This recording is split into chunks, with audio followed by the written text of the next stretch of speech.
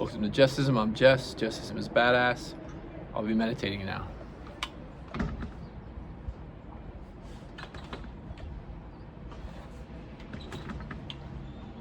Settling in.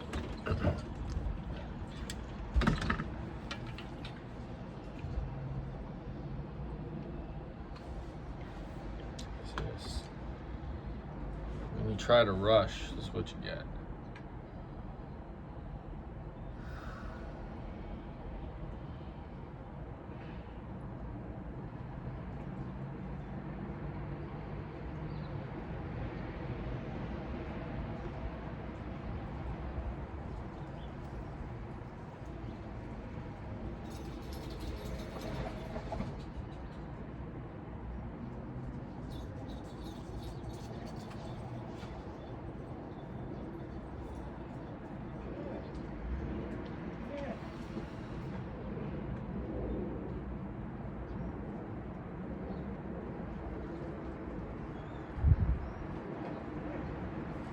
What's up, Loss?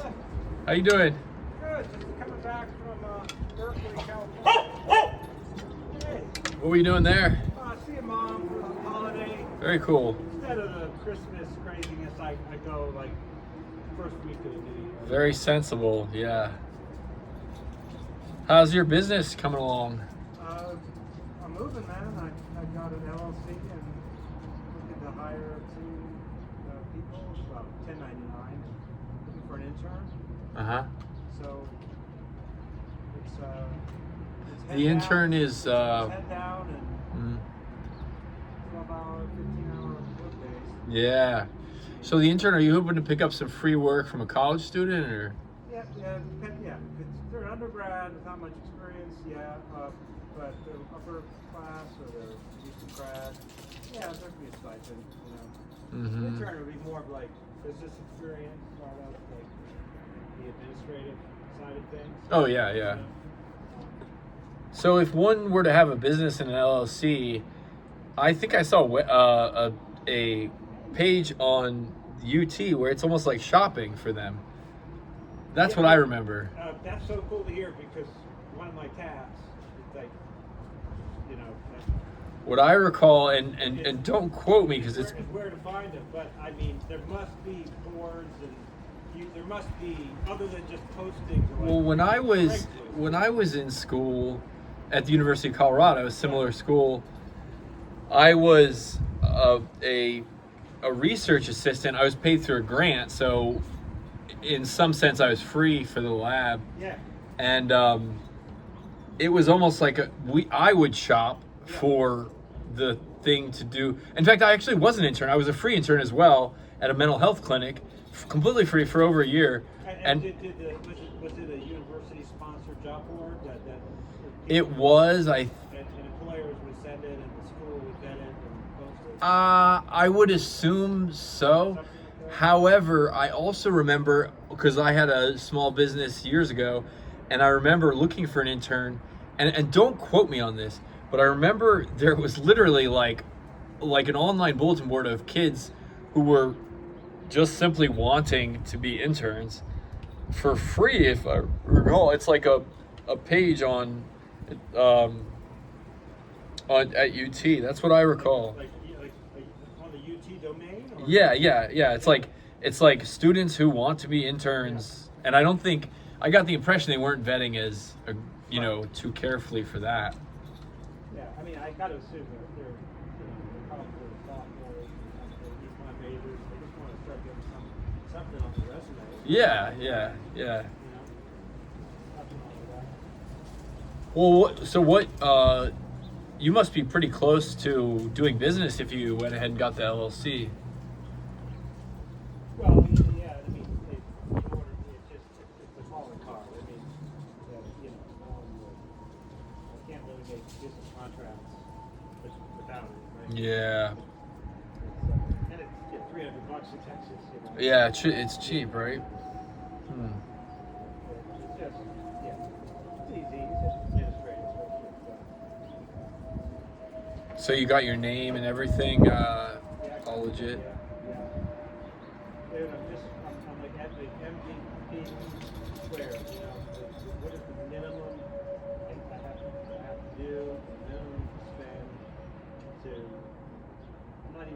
in my mind, like the arrogance of like, I'm launching a company, you know. Yeah, it's yeah. Too humble. It's more like, can I sell 24 tickets to a 2-night, 3-day? You know, with business, I think it kind of has to be about money. If you think of it in other terms, you're gonna get yourself in trouble.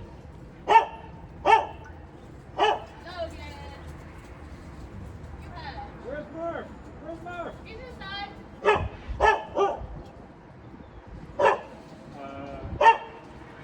Well, right. I mean, that's another way of saying, you know, is there demand? I mean, is this what the product or service that can sell, right? Yeah. So it's just another way of, yeah, exactly. And I mean, it's not just selling, you know, 24 tickets or, you know, tour things, but also just, you know, a simple website or just some kind of like, you know, there's a lot of people that like, well, that's cool. I hope a lot of people. That's cool. I can't go like March, but I want to know more. Like I want to know about upcoming ones. So just people that are like not ready to commit, but let me know. That combined with how long and what the response is, and how the first trip goes, right? And then the feedback I get. Yeah. So I take call it a hopeful and humble approach. Yeah, yeah. Take it as it comes. You just don't, you know, really.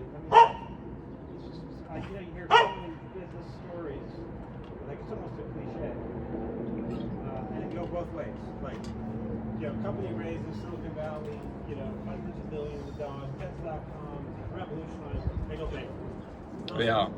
You know, and then. But they salvage a lot of money, the people involved, the founders, you know. Not as much. It depends. It all depends. But like Theranos, you know, they went to jail. But there are companies that are just tons of money for, but it just doesn't work. And they convince really smart people to give tens of millions. Well, and also it may have been a smart investment. It just didn't work due to unforeseeable events, you know. Well, right. It just didn't work. I'm just saying that like, we can't predict the future. And then conversely, I'd say there's a lot more stories of, you know, yeah, I saw this demand, and so I tried, and I sent the cookie with the thing to my friend, and he really liked it, and so the next year I did this, and then blah blah blah, and then I started a store, and then I had an online store, and then we started franchising. It's like Jersey Subs or something. Mm-hmm. Yeah.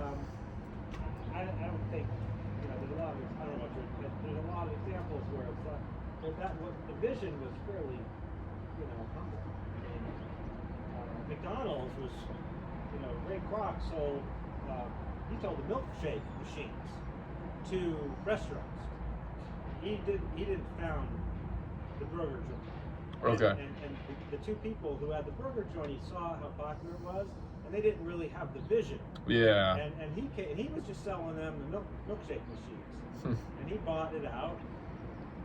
And rest is history. Yeah. Well, you know, McDonald's and other fast food marks the infiltration of the Industrial Revolution into the culinary industry, really. Yeah, I mean, totally. That's a whole other conversation, right? Yeah. Yeah, totally. It is fascinating. Thank you for, you know, look, I mean,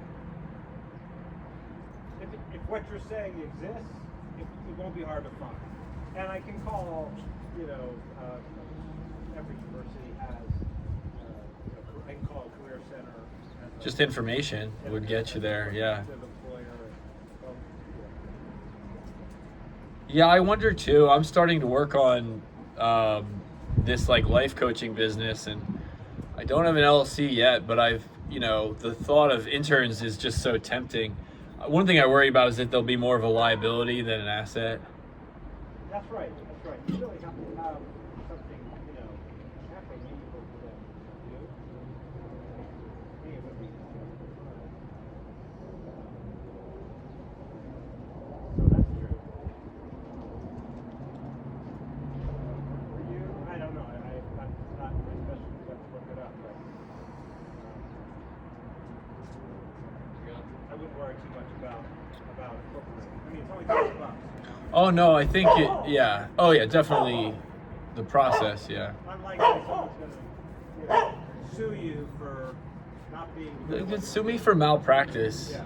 But Now, you know, if you made moves on a label, I don't think that would matter because sue you individually. well, I'm not licensed, so I think the licensure is what restricts you. It's like being a lawyer.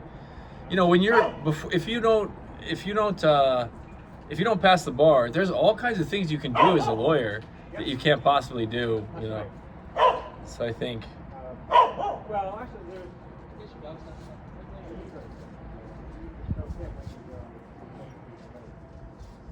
I've been a pro se plaintiff against corporate, just as a citizen. A corp against who?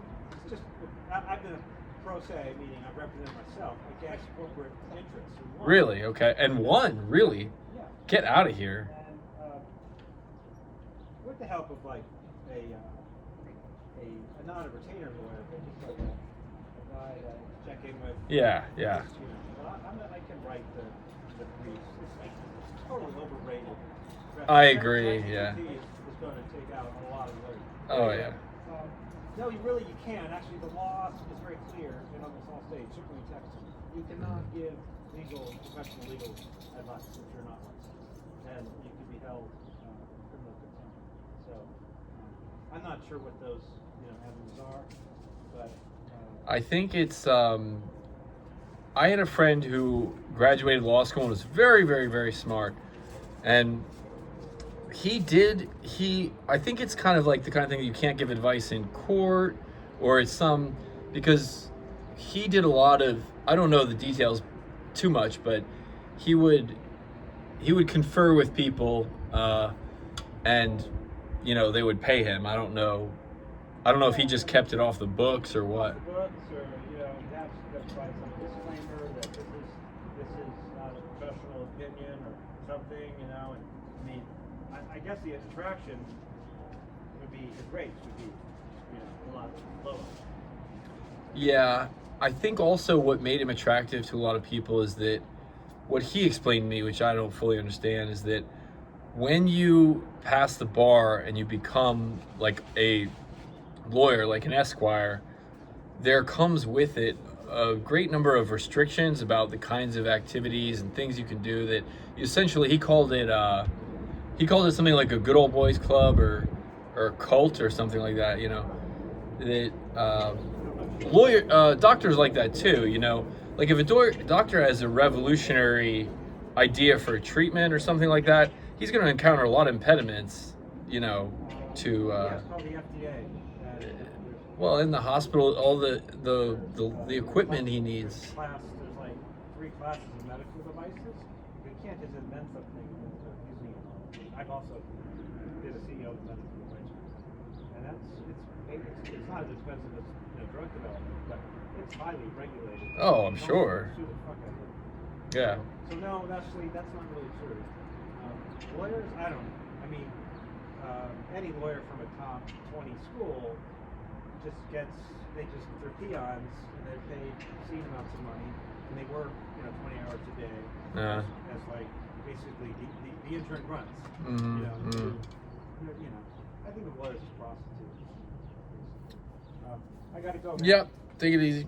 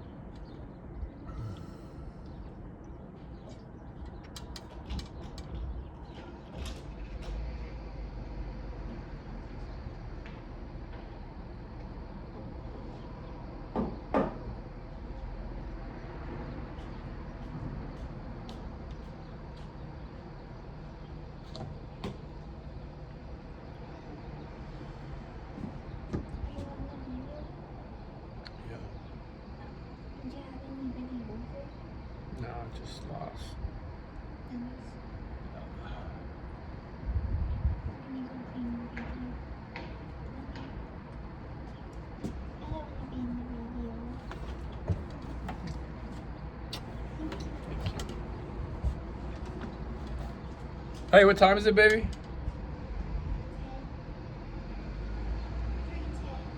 All right.